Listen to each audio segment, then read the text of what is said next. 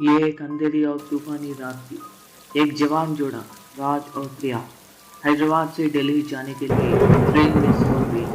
उन्होंने राजेंद्र नगर स्टेशन से ट्रेन पकड़ी और स्लीपर कोच में अपनी सीट ढूंढ ली।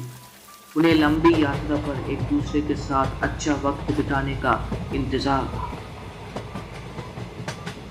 ट्रेन टाइम पर चली और जल्दी ही वो रास्ते पर थी। राज और प्रिया अपने बेड में चिपक कर बैठ गए और खिड़की से बारिश के बूंदे गिरते देखी। उन्हें आराम और खुशी महसूस हुई।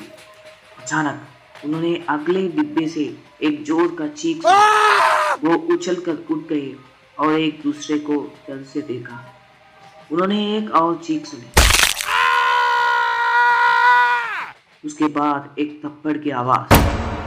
उन्होंने देखने का फैसला किया कि हो क्या रहा है। उन्होंने दरवाजा खोलकर बाहर निकला।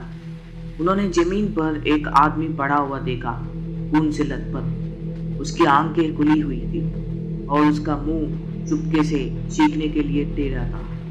लगता था कि उसको कई बार चाकू से मारा गया था। उसके पास एक औरत थी जो एक खूनी चाकू पकड़ रही थी।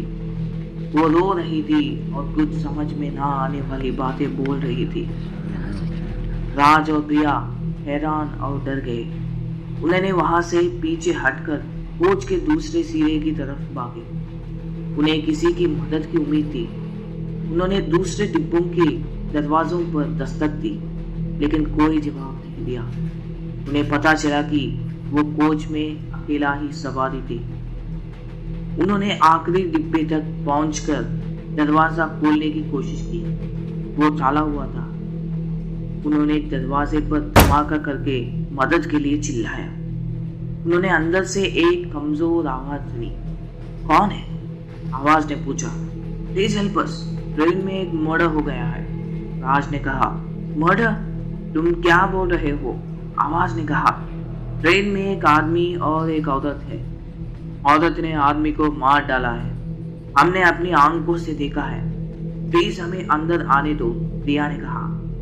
एक देर रुकी, फिर आवाज ने कहा, मुझे अफसोस है, लेकिन मैं तुम्हें अंदर नहीं आने दे सकता। क्यों नहीं? राज ने पूछा। क्योंकि मैंने ही उसको मारा है। उन्होंने एक क्लिक सुना और दरवाजा खुला। उन्होंने उनके सामने एक आदमी खड़ा हुआ देखा। वो एक खूनी चाकू पकड़ रहा था। उसके चेहरे पर एक शैतानी मुस्कान थी। वो वही आदमी था जिसे उन्होंने जमीन पर मारा हुआ देखा था। उसने कहा, welcome to the haunted dream, you are next.